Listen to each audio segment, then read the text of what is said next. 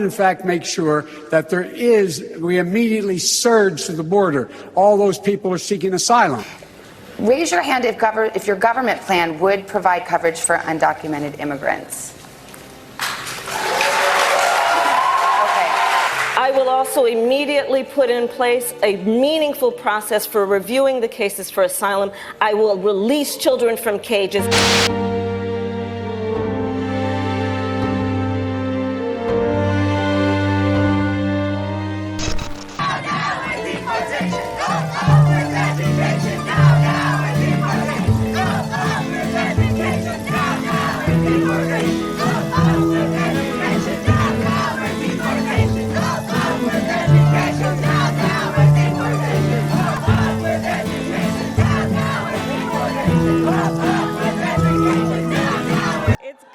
Back in Arizona. It is good to be back in Arizona. Thank you all. Thank you so very much. So, Arizona, I think you all know, and this is why you are here, there are consequential issues at stake in this election.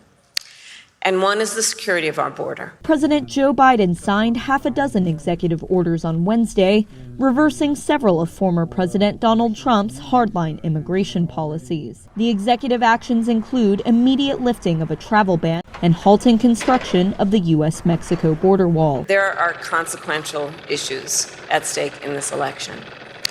And one is the security of our border. To folks in this region who are thinking about making that dangerous trek to the United States-Mexico border, do not come. Do not come. We have rescinded so many Trump immigration policies, it would take so much time to list them. They've admitted that they removed all of these tools, full-blown, got rid of them, yet they didn't have anything in its place, right, to mitigate the flow, except to tell the migrants and the caravans and the smugglers, pretty please don't come yet. I mean, that's just absurd. It defies any understanding or the reality of what actually happens on the southwest border. To actually say, don't come yet, we're not ready. Then you shouldn't have removed all the policies that were effective. It's simply outrageous. The United States is a sovereign nation, and I believe we have a duty to set rules at our border and to enforce them. When you create a system that incentivizes people to come across and they are released, that immediately sends a message to Central America that if you come across, you can stay. A Border Patrol agent agreed to speak with us but didn't want to go on camera. Normally, agents are not allowed to be interviewed, and all press requests are typically deferred to a public information officer who rarely ever responds. No, there's very few of them evading. How come? Well, because they allowed them in. They don't evade because they'll let them come in, they load them in the vans, they take them up to Phoenix, give them a $3,000 gift card and a cell phone. Are you concerned that a market efficiency has been created where folks have decided, look, my kid's got a shot at getting in the United States if I don't go with them? Chuck, our message has been straightforward and simple, and it's true. The border is closed. We are expelling families. We are expelling single adults. We're over 520,000 apprehensions in this sector compared to less than 80,000 last year. So that's a 500 and something % increase. Yep. It's amazing the amount of people that are coming to the United States, and they're coming because we created the magnet, and the magnet is catch and release. And I believe we have a duty to set rules at our border and to enforce them. Forget, it's not just what they're doing with security on the border, but it's interior enforcement. They're systematically eroding all of ICE's interior enforcement. So unless you're a known or suspected terrorist or a convicted rapist or murderer, you're going to stay in the country. How many illegal aliens have you released who had criminal convictions? Who have criminal convictions in Mexico? In the Criminal convictions in whatever jurisdiction. those individuals, if they pose a public safety threat. How many individuals with criminal convictions have you released? Senator, I do not have that. Okay. Let's specify it more narrowly. How many murderers have you released? I'm not aware of any murderers whom. How many rapists have you released? I'm not aware of any rapists whom. How many child molesters have you released? I am not aware of any child molesters whom we have released into the United States, and I should say that Senior Customs and Border Patrol leadership have told me that your agency is slow walking and refusing to comply with the order from the federal court to return to the Remain in Mexico policy, what would you say to the judge if the judge was asking why you should not be held in contempt and incarcerated for defying a federal court order? You're confident this border is secure? We have a secure border in that is a priority for any nation, including ours and our administration. But there are still a lot of problems that we are trying to fix. According to a letter that the acting director of ICE just sent to Texas Congressman Tony Gonzalez, on ICE's non-detained docket, they're currently tracking 425,000 non-citizens who have been convicted of a crime. Of that number, over 13,000 non-citizens have convictions for homicide and are on the non-detained docket, meaning they're roaming the country right now. On top of that, there are another 15,811 non-citizens convicted of sexual assault who are roaming the country right now on ICE's non-detained docket. And I believe we have a duty to set rules at our border and to enforce them.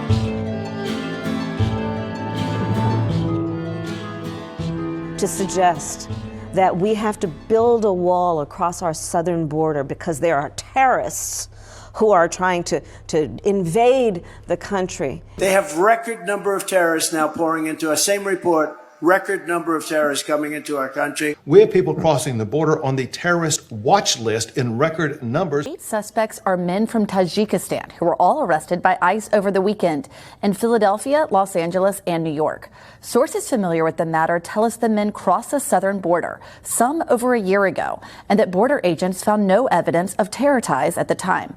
A recent FBI probe then uncovered the 8 men may have ties to ISIS, similar to a case we first reported here at NBC News last month. Shocking new details about the arrest of 2 non-citizens who tried ramming their way into Marine Base Quantico earlier this month. We now know both men were posing as delivery drivers, were from Jordan. One of them, a student who had an expired student visa. It had expired in January of 2023, while the other entered the U.S. illegally back in April before being released the next day with a notice to appear before an immigration judge. Was it to see if they could get in for a future attack? Omar Shahada was caught in Santa Teresa, New Mexico, as part of a group of 7. He was identified as being on the watch list during processing and is now going through removal proceedings. Border policy critics say the number of terror watch list suspects arrested at the border overall is concerning. 241 individuals on the terrorist watch list have been apprehended at the border. Ask yourself this question. If you're on the FBI terrorist watch list, why are you trying to sneak into this country? The memo on Shahada linked him to using explosives/bombs. His arrest comes weeks after 3 other Palestinians with possible ties to terror groups were caught in the San Diego sector. Yesterday we learned for the very first time that 99 illegal immigrants on that terror watch list were released into the country, and another 34 are still in DHS custody. Can we at least draw the line on terrorists, folks who are on a watch list who want to help to destroy our country internally, possibly through terrorist attacks or other things? The folks at the border, our Border Patrol agents, are overwhelmed because everybody knows they can just walk across. And this shows what an open border policy is. It makes every person in the continental United States unsafe. Yeah.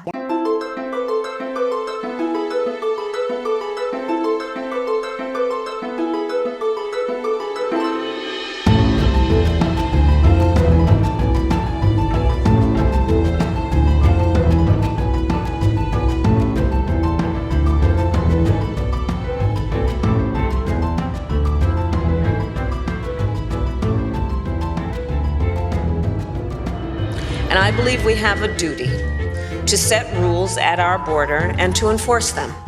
This president has eroded every effective tool and policy. It's already happening. The crisis is already upon us. Remember, it was former Secretary Jay Johnson under the Obama, then Vice President Biden administration, that said 1,000 a day trying to illegally enter our country is a bad day. We're already at 3,500 a day, almost 80,000 in a single month. By March, we'll be at 100,000. The only thing that's preventing that 3,500 a day from being a catastrophic crisis is the CDC order Title 42. That's still in place right now that allows Border Patrol agents to remove folks on the border back to Mexico. That's it. That's the last thing. That's the last finger in the dike from this becoming a full-blown catastrophic crisis. But there's already cracks in Title 42. It's very possible we could lose that, and the next day our system is going to be overwhelmed. Title 42. Senator Kamala Harris thought it was unconstitutional. It is still in place. Why? Chuck, Title 42 is a public health authority of the Center for Disease Controls. It is not an immigration tool. And in the prior administration, it was used far differently than we are using it now. We have made a decision to serve the public health imperative, to continue to expel families, to continue to expel single adults because of the pandemic. But we have made a decision that we can address the public health imperative while addressing the humanitarian needs of vulnerable children. We are also a nation of immigrants. The United States has been enriched by generations of people who have come from every corner of the world to contribute to our country and to become part of the American story. And we've made a decision that we will not expel young, vulnerable children. How can you say the border is closed if there is this, what some would look at as a loophole? And I understand on humanitarian grounds, but if the goal is to get these asylum seekers to seek the asylum in home country, Honduras, Guatemala, El Salvador, for instance, how do you get them to do that if our policy is to let them in at the border? So, Chuck, we have a short-term plan, a medium-term plan, and a long-term plan. We all agree, and Secretary Mayorkas said it a number of times this weekend, let's get these kids out of CBP custody, get them into HHS custody. We've got to treat this issue in a way that is reflective of our values as Americans and do it in a way that is fair and is humane. The United States of America now is sending a message to those children.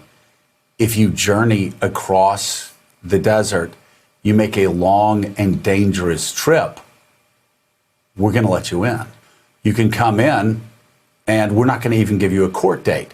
So the administration right now, the Biden administration right now, is the one that's luring these children to the border with the promise of being able to get in. You had a message for would-be migrants: don't come. Why should they believe you when they know that people are getting in? It's extremely dangerous. People are fleeing because of hunger, because of the hurricanes, because of the pandemic. So the reason I am here is to address those issues.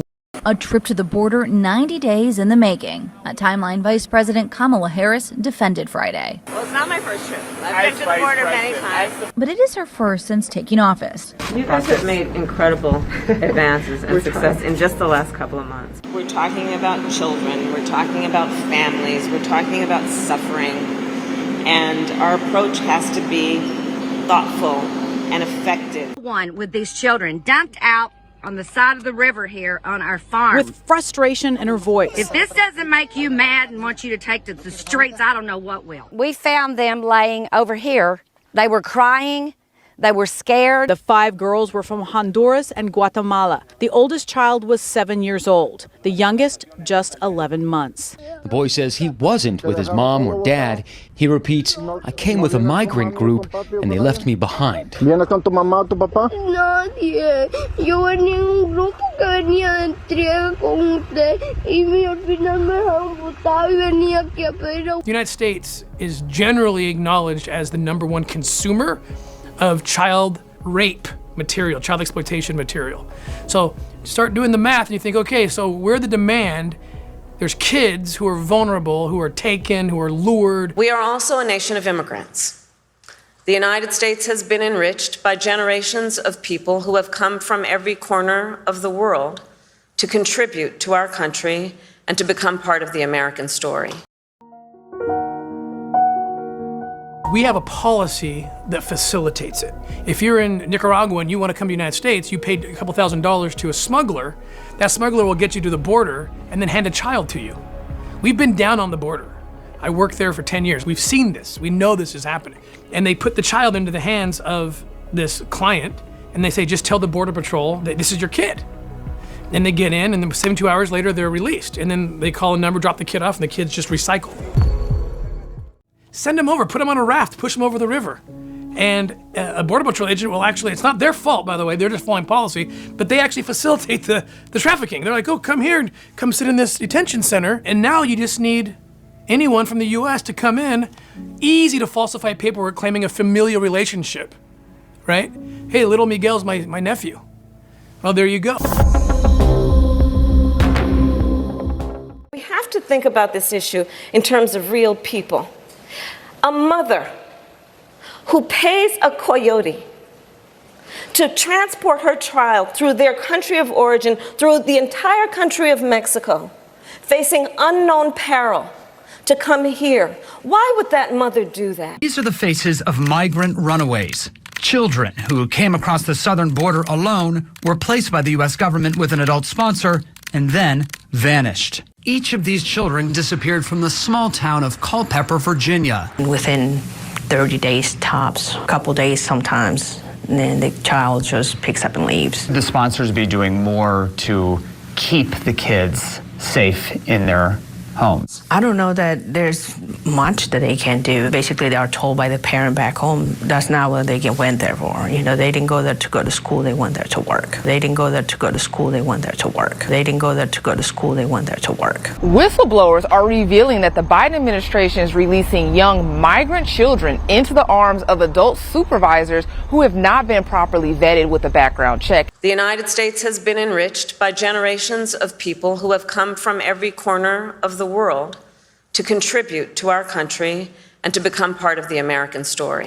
I have found children in every state in the country who are working dangerous, illegal, exploitative jobs. These are jobs in factories, in meat processing. And the Biden administration says, well, we had no idea about this. So my reporting has really been into what kind of warnings were missed. How is it possible that these children are everywhere in this country and the administration is saying, well, we didn't know? They were pointed to evidence multiple times. We are worried about these kids. We are worried these kids might be working in chicken processing. But are being exploited and sexually abused. Is that a possibility? Because it seems like there is no checking in. The fact is, the government at this point does not know what has happened to thousands and thousands of these children. There was all this pressure in the administration to move those kids out quickly because it was so visible when they were ending up sleeping on the floor or sleeping in these terrible conditions.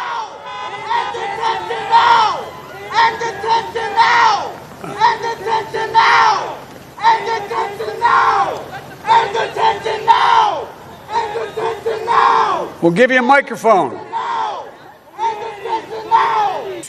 And what happened after that with all these kids working was much less visible. You know, nobody's going to go and have a big newsreel about children who are working in the poultry plant because you can't get in there.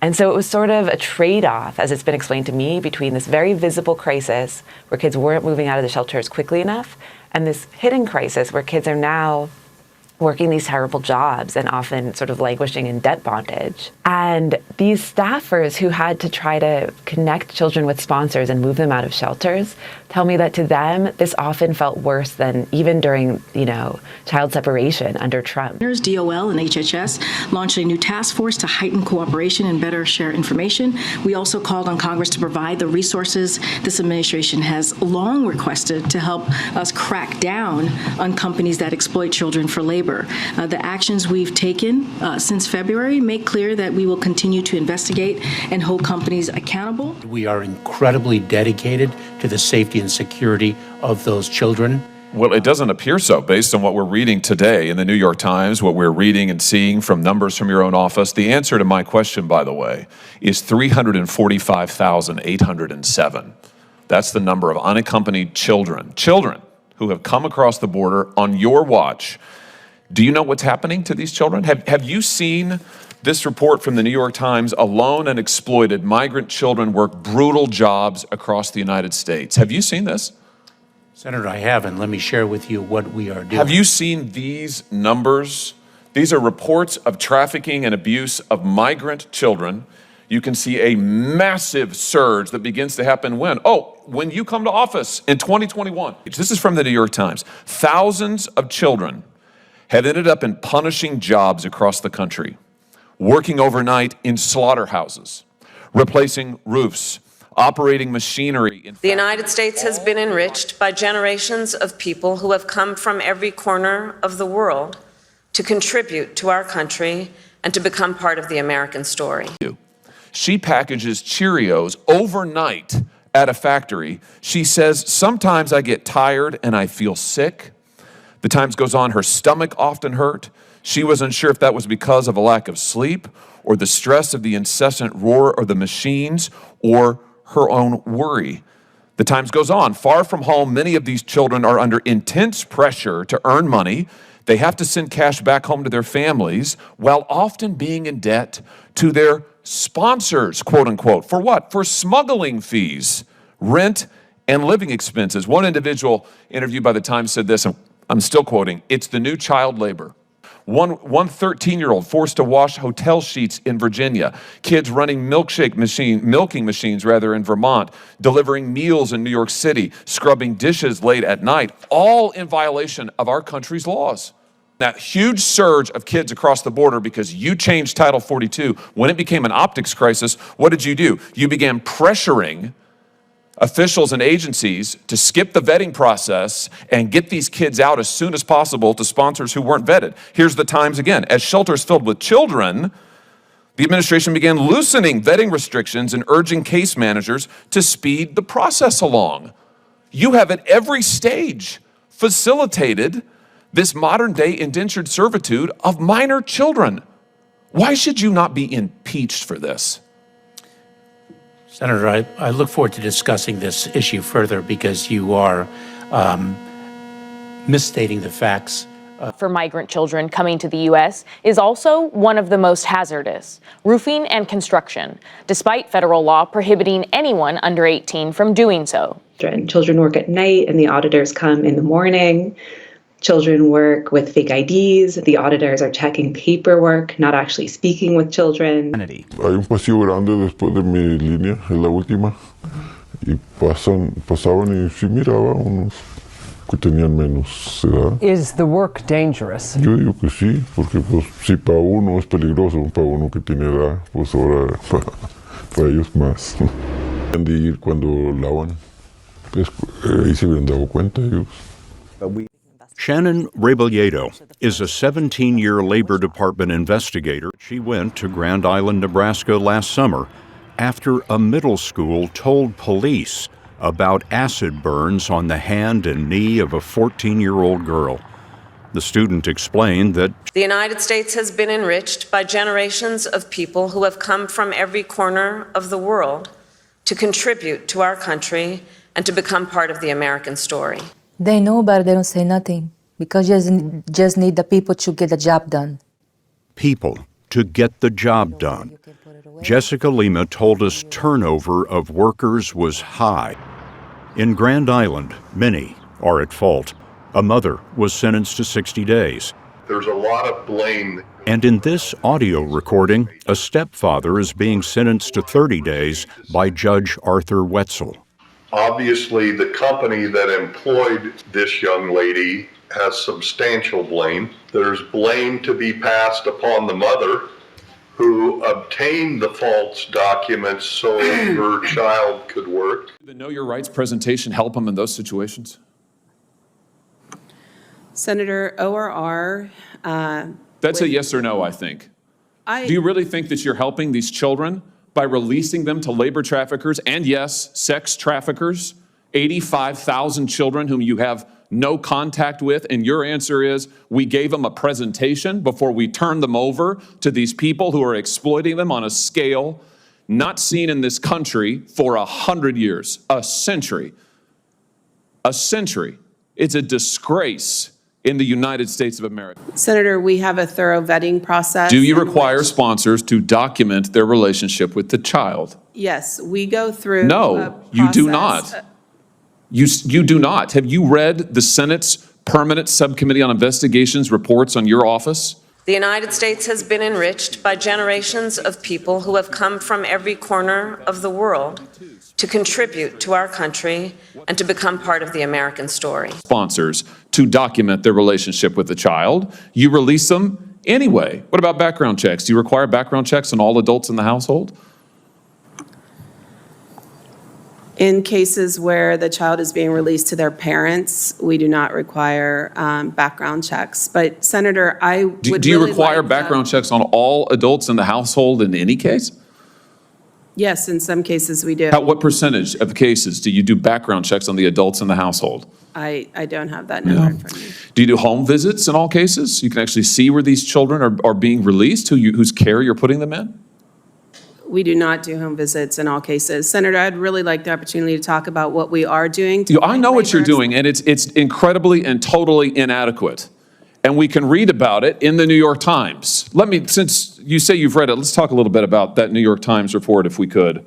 Here's a quote from the April 17th installment. Again and again, veteran government staffers and outside contractors told HHS, including reports that reached the Secretary, that children appeared to be at risk. Did you warn the Secretary that children were at risk? Senator, I'm in regular contact with the Secretary. Did you warn him that children were at risk? Safety and well-being of children is our top priority. Did you warn him that children were at risk? I'm not going to get into the conversations I've had. You're here and you're under oath, and this is an oversight hearing, and we need to know what you're doing because you're manifestly not doing your job. Did you warn him that children were at risk? Do you believe that children are at risk? Let's start with that. Yes. Okay, did you warn the Secretary? Senator, I'm not going to get into the specifics of my conversation, but I would like the opportunity Why wouldn't you warn the Secretary that children were at risk? I would like the opportunity to talk about what we Let's look at what the Secretary said to you. At least 5 HHS staff members said they were pushed out after raising concerns about child safety. Mr. Becerra, the Secretary, told the ORR Director, that's you, right, that if she could not increase the number of discharges, he would find someone who could. And then he went on to say that if Henry Ford had run his plants like this, he would never have become famous and rich. This is not the way you do an assembly line. We are also a nation of immigrants. The United States has been enriched by generations of people who have come from every corner of the world to contribute to our country and to become part of the American story. My goal is to inspire action to safeguard the lives of migrant children, including the staggering 85,000 that are missing. Today, children will work overnight shifts at slaughterhouses, factories, restaurants to pay their debts to smugglers and traffickers. Today, children will be sold for sex. Today, children will call a hotline to report they are being abused, neglected, and trafficked, and we don't know if they're going to get the help they need. For nearly a decade, unaccompanied children have been suffering in the shadows, and I have to confess I knew nothing about their suffering until 2021 when I volunteered to help the Biden administration with the crisis at the southern border. As part of Operation Artemis, I was deployed to the Pomona Fairplex Emergency Intake Site in California to help HHS, Office of Refugee Resettlement, reunite children with sponsors in the United States. I thought I was going to help place children in loving homes. Instead, I discovered that children are being trafficked through a sophisticated network that begins with recruiting in home country, smuggling to the U.S. border, and ends when ORR delivers a child to a sponsor. Some sponsors are criminals and traffickers and members of transnational criminal organizations. Some sponsors view children as commodities and assets to be used for earning income. This is why we are witnessing an explosion of labor trafficking. Now, whether it's intentional or not, It could be argued that the United States government has become the middleman in a large-scale, multi-billion-dollar child trafficking operation that is run by bad actors seeking to profit off of the lives of children. As for me, my interest is the safety of the children. So I want to tell you some of what I witnessed personally at the Pomona Fairplex. I saw vulnerable indigenous children from Guatemala who speak Mayan dialects and cannot speak Spanish. That means they cannot ask for help in English, they cannot ask for help in Spanish. They become captives of their sponsors. I have sat with case managers as they've cried to tell me the horror of what has happened to children as they make the journey to this country. I saw apartment buildings where 20, 30, and 40 unaccompanied minors have been released. I saw sponsors trying to simultaneously sponsor children from multiple ORR sites at one time. I saw sponsors using multiple addresses to obtain sponsorships of children. And I saw numerous cases of children in debt bondage, and the child knew they had to stay with the sponsor until the debt was paid. Realizing that we were not offering the children the American dream, but instead putting them in modern-day slavery with wicked overlords, was a terrible revelation. A terrible revelation. These children are a captive victim population with no access to law enforcement or knowledge of their rights. They are extorted, abused, neglected. And that is why I blew the whistle in 2021. Alejandro Mayorkas said repeatedly at the beginning and throughout his tenure as Secretary of Homeland Security that he would not send back unaccompanied minors. What did that tell parents, teenagers, and smugglers seeking to line their pockets? That this administration was opening the door wide open for unaccompanied minors to enter and stay in the U.S. And the parents, teens, and smugglers around the world heard it loud and clear. A historic 366,000 unaccompanied minors have been encountered just on the southwest border so far under the Biden administration. For those who closely follow border security, border data is tracked month by month. Yet after 28 months of record entry of unaccompanied minors, the Biden administration has not changed its policies to prevent such minors from coming here. Instead, the administration's response has been, get them in faster. Furthermore, MS-13 and other gang members, who are often teenagers, easily enter the U.S. as unaccompanied minors. Too many Americans and migrants have needlessly died at the hands of vicious gang members who were released into our communities. And so we must reform our immigration system to ensure that it works in an orderly way.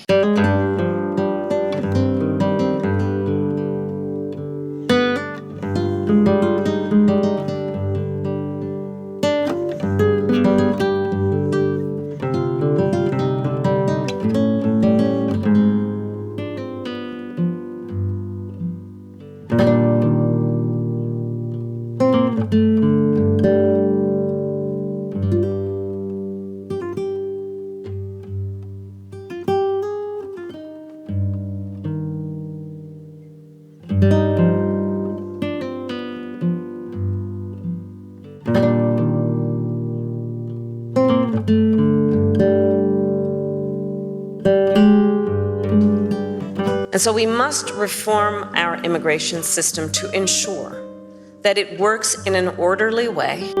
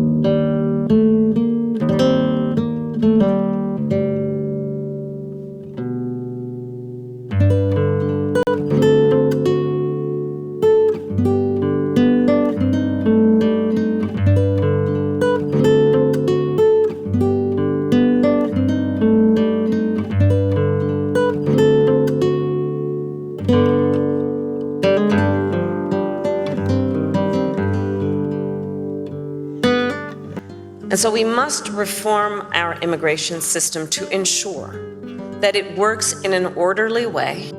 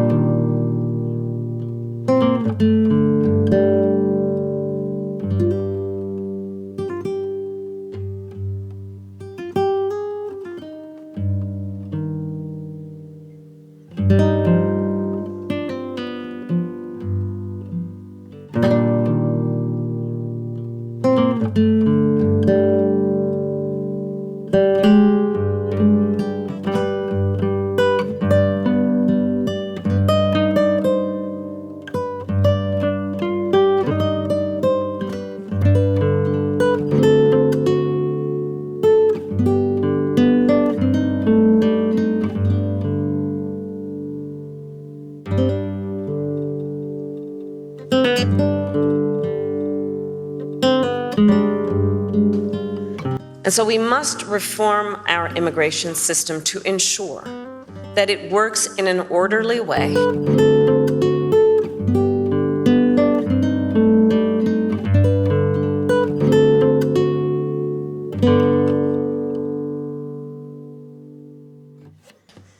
That it is humane, and that it makes our country stronger. On the Texas border. Dramatic new video shows a struggle between Border Patrol and migrants in El Paso. The video shows dozens of migrants pulling aside a razor wire fence, then pushing their way past a handful of Border Patrol agents. The migrants were eventually stopped a short time later by a steel fence, where border agents and Texas DPS contained the situation and processed the 400 to 600 migrants.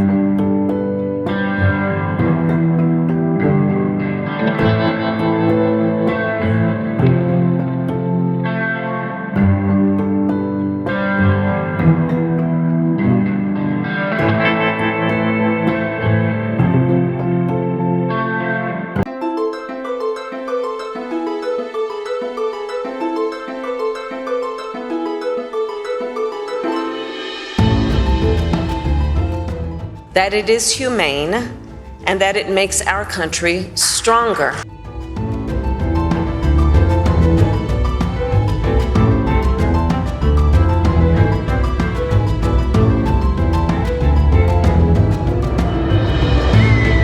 The Tren de Aragua criminal gang used this prison as their base to carry out drug trafficking, extortion, and kidnappings. The mafia group is believed to have more than 4,000 members across at least 8 Latin American countries. On Saturday, the government proudly paraded media through the prison. We have total control of this prison, and we have completely dismantled the self-proclaimed former Tren de Aragua. The government has released footage of Wednesday's operation, in which some 11,000 heavily armed troops from the National Guard stormed the prison. They recovered rocket launchers, grenades, high-caliber ammunition, and even Bitcoin mining equipment. But its top leadership, including their boss, known as El Niño Guerrero, managed to flee through tunnels. Humberto Prado, director of the Venezuelan Prison Observatory, an organization dedicated to documenting human rights violations in the country's prisons, says many details of the raid don't add up, and that they have information that the group had been informed of the operation. El Tren de Aragua fue detenido en la zona de Chicago. Se trata de un hombre que fue arrestado en el mes de diciembre en la ciudad de Chicago por vender drogas a un oficial encubierto. Telemundo Chicago's Mariana Reyes first reported the story in January. El Tren de Aragua es la organización criminal internacional más grande de Venezuela. Ellos nacieron en una cárcel en Venezuela. The police department announced today that it's joining forces with Colorado State Patrol and the Bureau of Investigation to create a special task force to address the city's concerns about Venezuelan gang Tren de Aragua.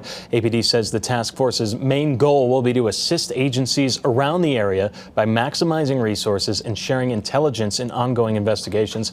Aurora Mayor Mike Kaufman says this task force has been discussed and even put into practice for a time already, and says one of their biggest efforts right now is engaging with and learning from the community. We have a Venezuelan gang problem that has taken over a number of our apartment complexes. We don't know that all the information that's publicly out there right now is correct. It's probably not. Aurora police say they believe the Venezuelan gang Tren de Aragua is operating inside the Denver metro area. There's a new task force working to identify the number of gang members and what they're doing. They're here. We know they're here. We think this was a test. The conservatives on city council made clear that nothing the mayor or police were saying trumped their feelings. This is just what we believe. Our opinions are not up for debate. This is our beliefs. The three of us believe that there is a gang problem, a huge gang problem, that apartment complexes and areas of our city are being taken over. Lastly, I would like to point out the very glaring truth and fact that President Trump has been saying for years, that these foreign countries are releasing their prisoners and sending them to the United States. They are releasing their asylum residents to come to the United States. They're here, okay? According to this report by DHS, CBP, it is widely known that Tren de Aragua is a Venezuelan prison gang. Prison! They released them from Venezuelan prisons, and they now live here around you and your children. Are you still going to sit by and claim that Trump is racist or something's wrong with him when he is the only politician who is willing to address this head on?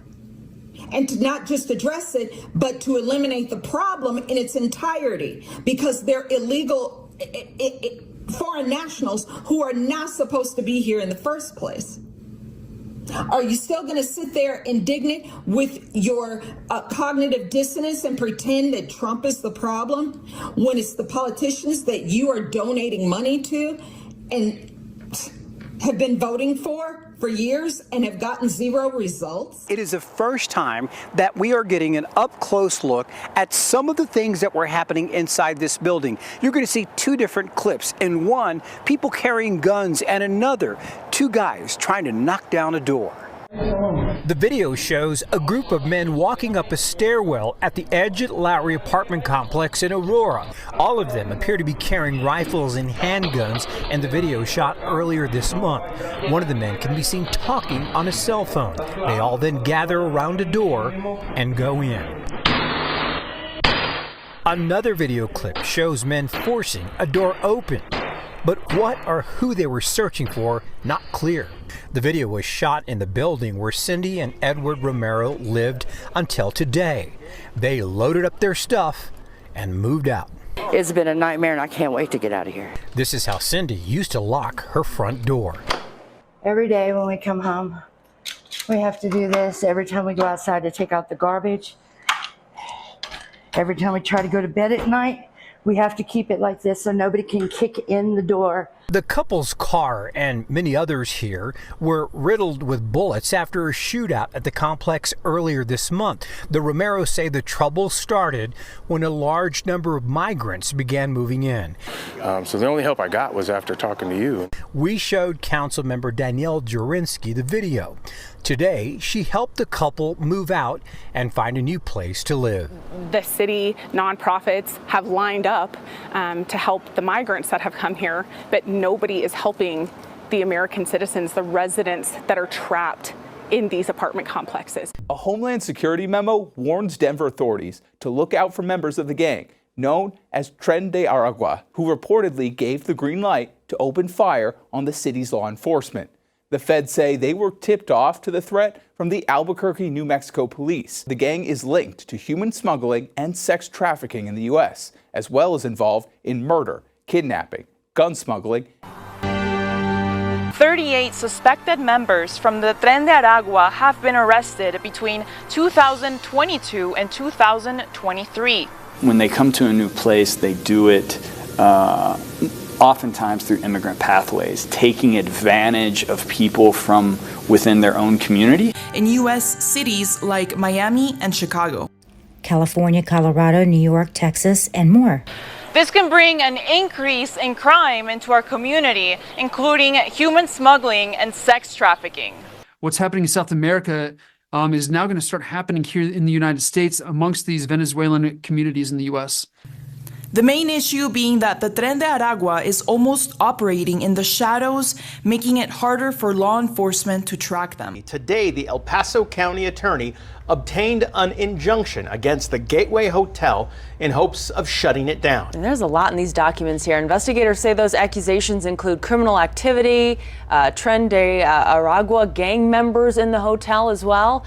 KFOX 14 News at 9's Eileen Herrera joining us live from downtown to break down the whole lawsuit that was filed. Liz, Robert, as you guys were just mentioning, the El Paso County attorney filing for a temporary and permanent injunction against the owner of the Gateway Hotel. Now get this, according to her office, in the last 2 years, there has been close to 700 calls for police to investigate the hotel. From the door out, there's none of my business. The Gateway Hotel is being forced to close its doors after the owner received a temporary injunction and restraining order from the El Paso County attorney on Monday for alleged criminal activity and suspicions of Tren de Aragua gang members in the hotel. I mean, that's like 5 feet? Yeah. Young Win runs an eyewear boutique right next door to the Gateway Hotel. And one time we came to check it out, and they were actually smoking crack.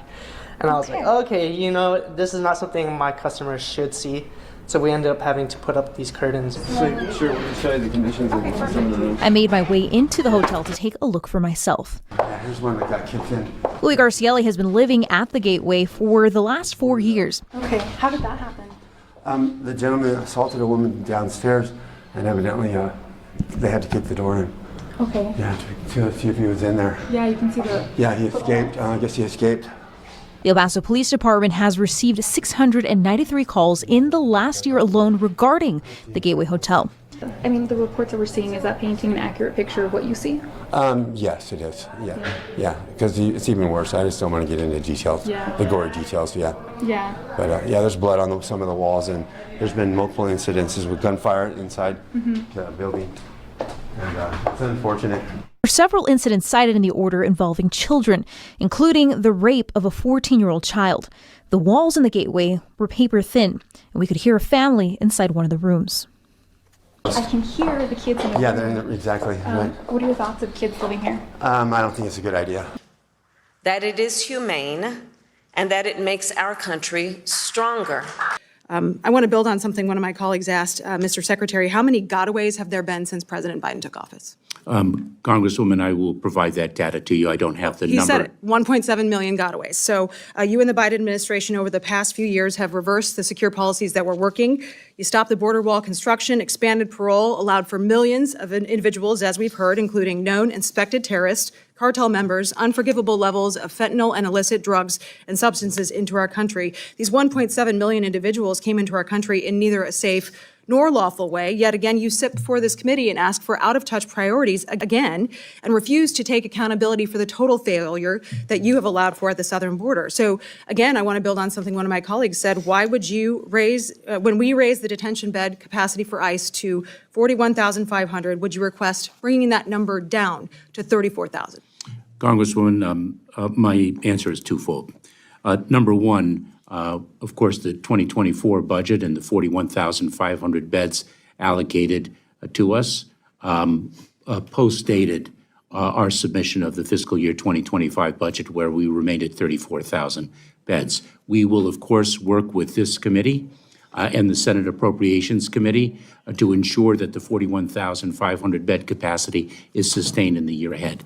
And this is about deterrence. This is about border deterrence, and what we want to see happen is a proper accountability and oversight of that deterrence. $4.7 billion you've got for the Southwest Border Contingency Fund, which we know is a slush fund that you have access to because you came before the committee last year asking for that same out-of-touch priority. So I think you've really disrespected hardworking taxpayers, again, through these processes, attempting to get this slush fund in place to circumvent congressional direction. I think that's appalling. That's what I hear from Iowans.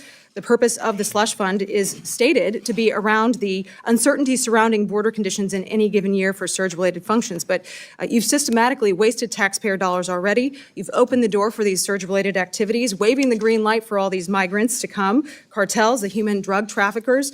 There is no excuse to call for billions of dollars of additional slush fund dollars when it is clear that your leadership and decision-making is so off the mark here. And I think it's very concerning and alarming for a secretary that is instilled to protect our homeland to compromise on this. In your testimony, you did state, I'm eager to work with Congress to deliver for the American people and the men and women who protect our homeland. But you're pointing the finger at Congress to fix the very decisions that the administration has made that have led to this crisis, correct? No, that is incorrect.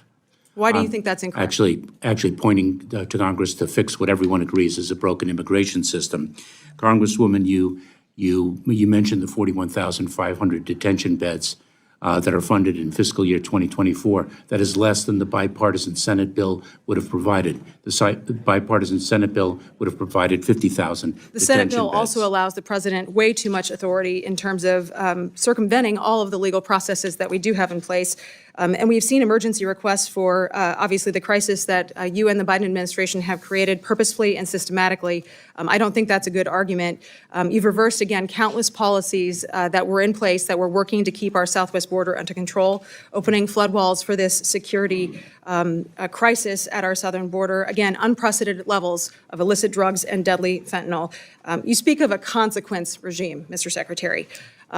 My constituents are feeling the consequence of this regime every single day. Pounds of drugs instead of ounces in my district. Increased crime.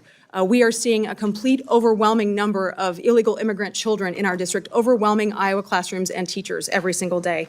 You can try to hide from the American public at how we got to this point. You can point fingers at Congress for fixing systems, but Mr. Secretary, we've seen gamesmanship out of the administration and gimmicks. And I called for your resignation last year, and I stand by my request, and I yield back. That it is humane and that it makes our country stronger. What's the name of your department that you are the secretary of? It's the Department What is the name of the department? The department, yes. The Department of Homeland Security. Department of Homeland Security.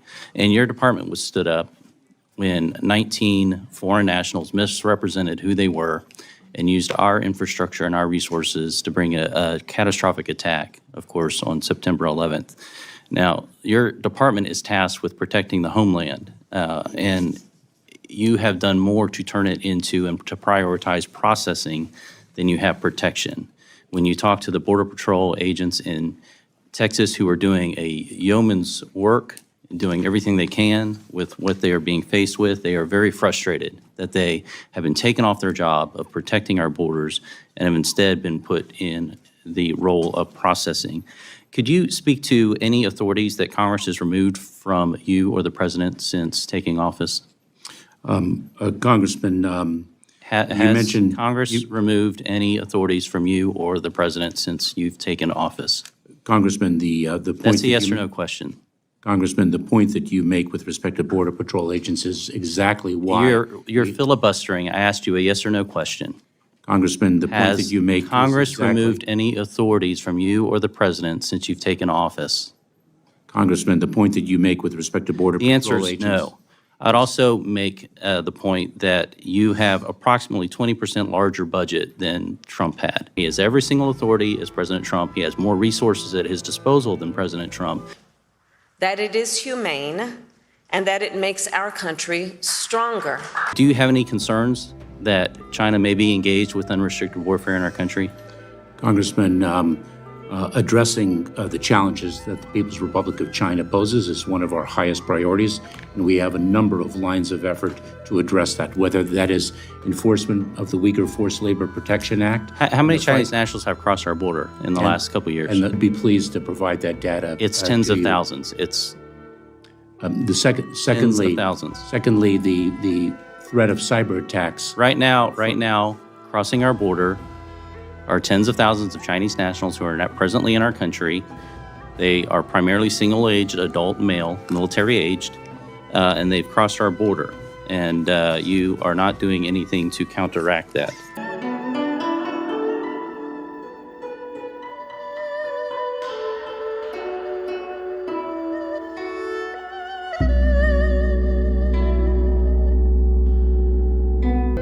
Tim Waltz and his wife got married on the anniversary of the Tiananmen Square massacre because his wife said he wanted a date he would always remember. And for their honeymoon, they went to, yes, you guessed it, China. On a return from a trip just after the Tiananmen Square massacre, Waltz praised the Chinese government.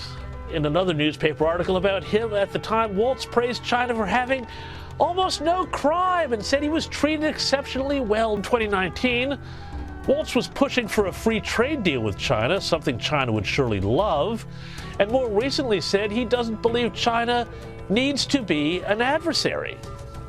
Been focusing on, and I lived in China, and as I said, I've been there about 30 times, but if someone tells you they're an expert on China, they're probably not telling you the truth, because it's a complex country. But it's critically important for us. I don't fall into the category that China necessarily needs to be an adversarial relationship. I totally disagree. A couple of things that stand out here, David. There's nothing inherently wrong with having an exchange program with China. The problem is, A, he tries to essentially conceal the involvement of the CCP in this exchange program that he had. He originally said and reported to the media that this was something sponsored by Harvard University. Harvard has said that is not the case. It was two Harvard graduates that helped him. And what he was really doing was masking the fact that these trips were actually financed by the Chinese Communist Party. That it is humane and that it makes our country stronger. Mr. Secretary, last year when you came before this subcommittee, I did ask you about concerning reports of Chinese nationals crossing our open border. I brought this concern to you directly, Mr. Secretary, because President Biden did not do anything to prevent this issue. It has become worse. And now Chinese nationals, as you may be aware, are the largest and fastest growing group attempting to cross into our country. But I am concerned that your testimony in your budget does not acknowledge that fact or directly do anything to address it. Is that correct? Congresswoman, let me be clear. Number one, any individual who poses a threat to public safety or national security is a priority for detention, number one. Number two, for the first time, I had an engagement with my counterpart from the People's Republic of China to ensure that China would begin to accept removal flights so that we can deliver a consequence regime for individuals from the People's Republic of China who do not have a legal basis to remain. What was the outcome of that conversation? Who do not have a legal basis to remain in the United States, and those discussions are ongoing, and we actually did effect one flight most recently. We have to judge the Chinese Communist Party based upon their actions and not their words. We know just recently 2 Chinese nationals were arrested in Iowa on a nationwide fraud case they were involved in. One of them was believed to have crossed the southwest border and was released into the country, and they made their way to Iowa and joined in this national fraud activity. And that it makes our country stronger. And accountability for all of your department's actions, which have essentially alerted our adversaries our borders are wide open, allowing criminals to enter our country and make their way into Iowa. I don't think there's an excuse for having the same conversation 2 years in a row, and I'd like to see more stringent action from the administration concerning Chinese Communist Party nationals coming across our border. It is a busy time of year in rural Oklahoma for lifelong farmers like Larry Williams and his son Colby. It's interesting out here. You're moving the cattle, you're harvesting the wheat. It feels so American, yet there's something nefarious happening not far from here with the Chinese. Oklahoma law enforcement shutting down on average 15 of the illegal grow houses every single day. They say the illegal Chinese growers come across the southern U.S.-Mexico border. Another action I find distressing is that the administration is diverting a record number of federal air marshals to the southwest border to perform administrative duties. This leaves Americans unguarded on commercial flights. I spoke directly with the air marshals about the safety concerns posed by diverting them to the southern border, allowing for a shortage of air marshals on flights, denying them their sworn duty to protect Americans in the air. And that it makes our country stronger. It calls for a crackdown on sophisticated thieves targeting upscale homes here in the U.S. That's right, after a rash of recent home invasion robberies that police are blaming on Chilean theft rings, the Orange County DA, Todd Spitzer, is calling on the federal government to change the U.S. visa policy with Chile. Spitzer invited House Speaker Kevin McCarthy to a briefing today with police to highlight what they say is a string of crimes carried out by Chilean thieves. Many of the crimes have been captured on home security cameras, like you're seeing there across Southern California. We learned today from both Homeland and from the FBI, and I want to thank those individuals for participating and their agencies for allowing them to come brief these distinguished members of Congress and our distinguished member of the Assembly, Assemblyman Fong. We learned today that they have an opinion. And their opinion is, there is, quote, no doubt that this is a pervasive problem in the United States. Secretary Mayorkas and Secretary Blinken have the absolute authority to immediately declare Chile as a high-risk country. They have the absolute ability to temporarily suspend them as a high-risk country from the visa waiver program. The other thing I want to share with you is I received a letter from the ambassador to Chile to the United States 2 days ago. But he informed us that in 2022, 350,000 Chileans came into the United States under this ESTA visa program in a country with 19.5 million people. That's 10% of the Orange County population with no background checks.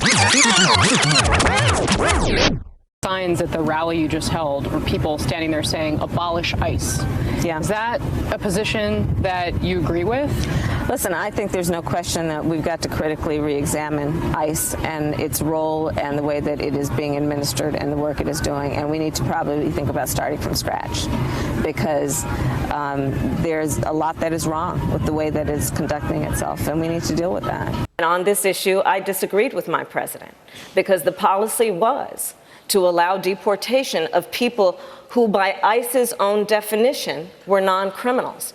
So as Attorney General and the Chief Law Officer of the state of California, I issued a directive to the sheriffs of my state that they did not have to comply with detainer. Criminals have been able to legally enter our country without any resistance, take advantage of visa waiver program, and live in a sanctuary state that prevents local law enforcement from reporting these individuals to ICE. While there has been a rise in Chilean criminals over the years in California, we also heard today about how these sophisticated criminals' operations have become more active in many other states, as international thieves use the sanctuary state status as a way of shielding from any threat of deportation. With regards to ICE detentions, in Montgomery County, Maryland, Montgomery County officials twice had a person who was issued detainers under ICE, twice released from prison, now charged with in the murder of a 2-year-old. Twice. What is this administration does to go to local jurisdictions and convince them to comply with detainers? Because as the gentleman from Texas indicated, the title of your department is Homeland Security. I would assume protecting Americans from illegal immigrants with detainer orders scheduled for deportation is something who will go on to kill someone is something the administration might be interested in having. So what are you doing to convince local jurisdictions like Montgomery County to actually cooperate, not be a sanctuary jurisdiction, and cooperate with detainer orders to get these dangerous individuals off our streets? Congressman, we continue to work with local jurisdictions to persuade them that when an individual poses a threat to public safety and the individual has a detainer placed on him or her, that they honor the detainer and not release the individual onto the streets, but rather turn the individual over to Immigration and Customs Enforcement. And that it makes our country stronger. Every sheriff in the state of California in times past used to be able to ask immigration status of those who are arrested and coming through our jails. That no longer is in existence. Sheriffs and law enforcement are no longer allowed under Senate Bill 54, supported by Kamala Harris at the time, spearheading much of the Senate Bill 54 with Sacramento Democrats. So when the Democrats tell us, well, there's no real evidence that illegal migrants cause more crimes, you're not even allowed to ask if they're illegal migrants. Well, and that's part of the formula. If I'm not able to ask, then there's no data to support. And so we are legally bound in California from asking someone their immigration status under Senate Bill 54. Now, the New York Post recently reported that NYPD officers were estimating that about 75% of the violent crimes they're arresting in Manhattan are committed by illegal migrants. Can you give us a rough estimate just from your experience, what you think is going on in I'd have to give you experience and opinion because the data doesn't allow me to collect it through the formula. Right, but what's your estimate? But what I can tell you is that the crimes that we're seeing based on our investigations, we're well over 50%.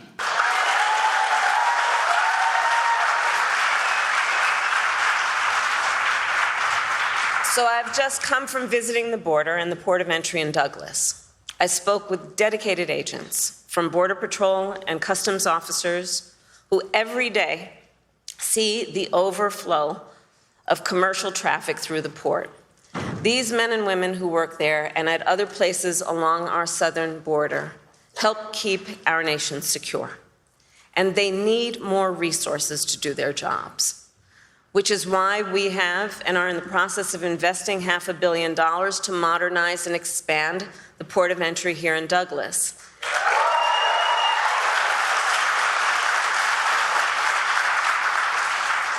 And why last December I helped raise the rate of overtime pay for border agents, and also why I strongly supported the comprehensive border security bill. The Democrats' border legislation was terrible. The Democrats' border legislation that Chuck Schumer put forward was actually designed, it was the same thing as this executive order. It was political camouflage. Understand what this Democrat legislation did. It would have codified, it would have put into federal law Joe Biden's catch and release, the practice when they apprehend an illegal immigrant, they let him go. By the way, it means Mr. Mata, who just shot 2 police officers, under the Democrat legislation, he would have been released. He would have been in New York. He would have shot those 2 cops. It puts into law that illegal immigrants, when they're released, automatically get a work permit. So it ends up benefiting illegal immigrants and attracting even more. It puts into law that many illegal immigrants get a taxpayer-funded attorney. Not only that, that legislation also put into law billions of dollars for the NGOs that are actively facilitating the criminal invasion of this country, working with the cartels. And on top of that, it normalized 5,000 illegal immigrants a day. That is 1.8 million a year. And Chuck Schumer's fake immigration bill would have had 1.8 million illegal immigrants every year in perpetuity forever. Schumer at the outset said he was not willing to secure the border. He was not willing to agree to anything that actually secured the border. And the entire purpose of that bill was so Democrats could do. Look, Joe Biden is going to claim, gosh, we had the Schumer bill, but mean President Trump didn't like it. And so that's why the criminal invasion happened. Except if you look at the chart, the criminal invasion didn't happen 2 months ago. It happened in January 2021. What happened in January 2021? Joe Biden put his hand on the Bible and lied to the American people when he said he would faithfully execute the laws of this country. He hasn't done that. Written last year, as you know, by a bipartisan group of senators, including one of the most conservative members of the United States Congress. That bill would have hired 1,500 more border agents and officers. It would have paid for 100 inspection machines to detect fentanyl that is killing tens of thousands of Americans every year. It would have allowed us to more quickly and effectively remove those who come here illegally, and it would have increased the number of immigration judges and asylum officers. It was the strongest border security bill we have seen in decades. It was endorsed by the Border Patrol Union. We're pleased to be joined today by the current leader of the National Border Patrol Council, a great guy, Paul Perez. And I'm just going to ask Paul to come up to the stage for 1 minute. Paul, please.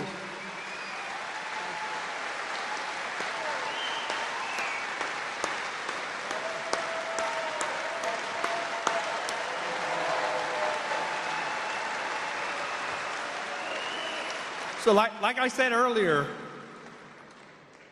I worked under 3 Democrats, 2 Republicans. Everybody talked tough on the border. Only one president actually backed it up. That was Donald J. Trump. Joe Biden doesn't care about the border. Border czar Harris doesn't care about the border. Do you guys remember the interview when they asked her if she was going to go to the border, and she laughed about it and said, well, I haven't been to Europe. There's nothing funny about border security. Tell that to the families that have lost loved ones, to the victims of illegal alien crime. President Trump is the only one that has stood with them. I've seen it with my own eyes. He's done it. He's strong on the border. Border czar Harris needs to go. We would never, ever endorse Joe Biden or Kamala Harris or any Democrat that believes allowing millions of illegal aliens to come into our country and take over cities and commit crimes. We would never endorse such a person. We had tried everything to meet with President Biden and Vice President Harris, the border czar. They are the first, this is the first president administration in modern day that has never met with one American sheriff to address border. That's a shame. And you wonder why we don't have engagement, prioritization, and that's why we're suffering this country. When President Trump was president, I was at the White House more than you can think of. He was always there for us. I can assure you, Mr. President, this community and our law enforcement professionals will never give up hope. To us, hope is confidence, hope is commitment, hope is courage, and your visit today renews our hope here. Thank you, Mr. President.